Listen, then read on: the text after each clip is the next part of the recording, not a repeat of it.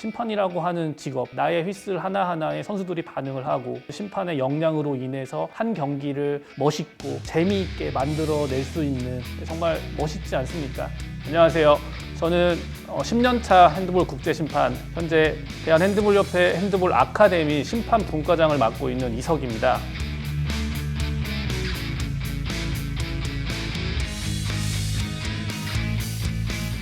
사실 제가 핸드볼에 관심을 가진 건 서울대학교 체육교육과를 입학하기 위한 과정으로 핸드볼 종목을 선택을 해서 실기 시험을 봤었습니다. 그게 핸드볼과 인연을 맺게 된 첫 번째 과정이었고요. 대학교에 입학을 해서 자연스럽게 핸드볼 동아리 수준의 취미 생활로 핸드볼을 했는데, 핸드볼이라는 종목에 대해서 이제 굉장히 매력적으로 생각을 했었고 관련된 다양한 진로에 대해서 좀 고민을 했었어요. 그러다가 2006년에 도하 아시안 게임에서 저희 핸드볼 대표팀이 어떤 중동 심판의 편파 판정으로 대학교 수준의 국가에 참패를 당하는 그러한 현장을 제가 목격을 했습니다. 우리나라가 실력으로는 월등한데 왜 이렇게 국제 무대에서 말도 안 되는 편파 판정으로 선수단의 노력이 무거품이 되느냐, 그런 부분에 대해서 의문을 품고 내가 좋아하는 핸드볼을 위해서 내가 국제심판이라고 하는 정말 특수한 분야에서 한번 내 역량을 발휘해 볼 수 있지 않을까라는 생각으로 국제심판에 뛰어들게 되었습니다. 국제심판으로서 가장 중요한 역할은 현장에서 배정된 경기에서 심판 활동을 하는 그 업무가 사실 가장 중요한 업무입니다. 그렇게 국제대회에 초청을 받고 배정이 되기까지 준비하는 과정들도 그 못지않게 중요합니다. 현재 국제핸드볼연맹에서는 전문적인 체력 트레이너를 고용을 해서 비시즌 동안에 심판들의 체력을 관리해주는 특별한 프로그램들을 운영을 하고 있습니다. 쉽게 말해서 체력 관리와 관련된 시계를 차고 있는데, 시계를 차고 활동을 하게 되면 자국에서 어떠한 활동을 하고 있는지, 어떠한 체력 관리를 하고 있는지 온라인 플랫폼으로 모든 정보들이 전송이 돼서 체력 트레이너가 그러한 부분들을 컨트롤할 수가 있습니다. 그러한 보고를 바탕으로 다음 국제대회에 초청을 할 것인지 결정을 하게 됩니다. 그 외에는 비시즌 때에는 각종 온라인 세미나들도 있고요. 좀 프로젝트들도 있어서 다른 국제심판들이랑 협업을 해서 다양한 교육 프로그램들도 만들고 상시적으로 진행이 되고 있습니다. 국내 심판 자격증 같은 경우에 2급 심판과 1급 심판 또 두 개의 등급으로 나눠져 있고요. 만 21세 이상이면 누구나 소정의 자격검정 과정, 여러 가지 평가 테스트를 거쳐서 자격증을 취득하게 됩니다. 국제심판 같은 경우는 대륙심판, 즉 아시아 핸드볼 연맹에서 자격증을 발급하는 대륙심판과 국제핸드볼 연맹에서 자격증을 발급하는 국제심판, 두 가지의 등급으로 나뉘게 됩니다. 대륙심판 같은 경우에 만 29세까지 자격증을 취득을 할 수가 있고요. 자격증을 취득한 이후엔 GRTP 코스라고 글로벌 레프리 트레이닝 코스라는 프로그램이 있는데, 만 32세까지 등록이 되어야지만 이 과정을 밟아서 최종적으로 국제심판을 취득할 수 있는 그런 최소한의 자격 요건이 됩니다. 자격증을 취득하기 위해서는 여러 가지 평가 요소들이 있습니다. 첫 번째로는 이론 평가가 있고요. 그리고 두 번째는 체력 평가, 그리고 세 번째는 실기 평가, 이렇게 크게는 세 가지로 구성이 되는데, 최종적으로 모든 점수를 합산을 해서 자격증을 줄 것인지 말 것인지 평가를 하게 됩니다. 그리고 전 과정은 또 영어로 진행이 되기 때문에 영어에 대한 준비는 또 반드시 되어야 되고요. 첫 번째는 규칙에 대한 지식과 규칙에 대한 정확한 이해가 첫 번째가 되고요. 그리고 두 번째가 체력, 세 번째는 어학 능력, 그리고 마지막 네 번째는 대인관계 능력. 이 네 가지를 저는 꼽고 싶습니다.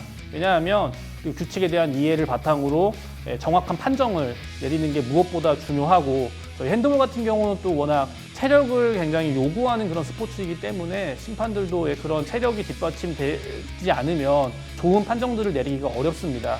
그뿐만 아니라 경기장 밖에서 동료 심판들, 그리고 국제연맹의 임원들, 그 분들과 유대감 있는 그런 활동들을 하기 위해서 어학 능력 반드시 필요하고요. 그 외에 대인관계 능력, 사교성, 이러한 부분들이 종합적으로 합쳐져야지만 정말 역량이 있는 국제심판이 될 수 있다라고 저는 말씀드리고 싶습니다.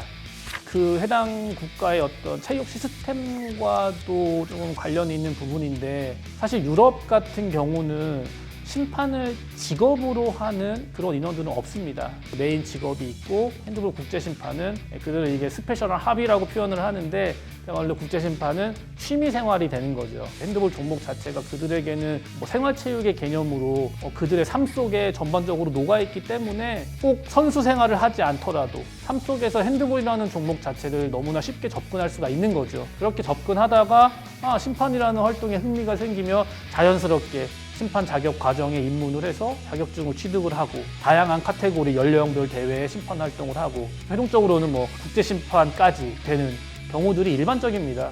국내는 이제 유럽의 어떤 실정과는 조금 다르게 종목 자체에 대한 접근성 자체가 조금 어렵기 때문에 전문적인 운동을 하지 않고 심판 활동으로 뛰어들기에는 어려운 부분이 있는 것은 맞습니다.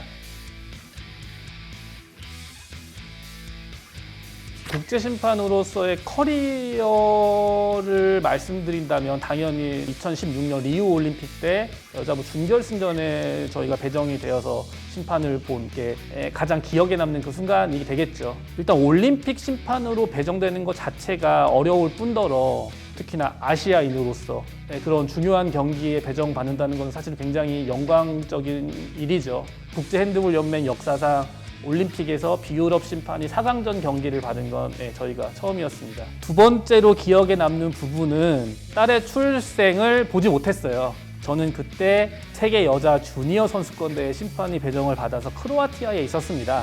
그 당시에 저는 제가 받는 기회들을 무조건 잡아야 되겠다는 그런 생각들이 강해서 가족들의 동의를 구해서 출산이 임박한 아내를 집에 두고 이제 저 혼자 심판 활동을 하러 크로아티아에 가게 된 거죠. 저는 이제 동료 심판들, 임원들에게 나 오늘 딸 낳대 이렇게 얘기를 했더니 You crazy 라는 말들을 해주더라고요.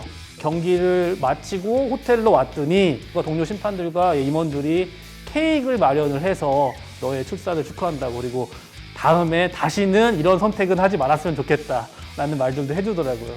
지금 생각해보면 조금 더 가족들에게 충실할 거라는 생각이 들기도 합니다. 이 부분들도 저의 개인적인 에피소드 중에 하나입니다.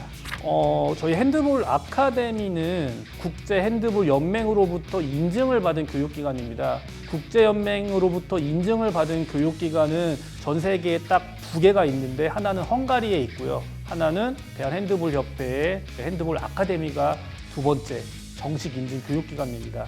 그만큼 대한민국 핸드볼의 위상이 한 단계 높아졌다라고 하는 그러한 부분을 방증하는 그런 전문 교육기관입니다. 저희 핸드볼 아카데미에서는 총 4가지의 분과가 있는데 첫 번째는 지도자 분과, 그리고 두 번째는 우수선수 분과, 또 세 번째는 전력 분석 분과, 그리고 네 번째는 제가 담당하고 있는 심판 분과가 있습니다.